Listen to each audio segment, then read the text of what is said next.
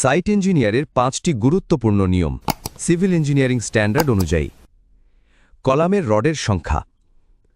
চারকোনা column কমপক্ষে 4টি rod, circular column কমপক্ষে 6টি রড IS 456 অনুযায়ী। স্ল্যাবের রড সাইজ। মেন রড 12 থেকে 16 মিলিমিটার, ডিস্ট্রিবিউশন রড 8 থেকে 10 মিলিমিটার। রডের size less than equal to slab thickness divided by 8। স্ল্যাবের পুরুত্ব বা থিকনেস মিনিমাম 125 মিলিমিটার বা 5 ইঞ্চি। কম হলে ডিফ্লেকশন ও সাউন্ড প্রবলেম হতে পারে। কংক্রিট কিউবের টলারেন্স।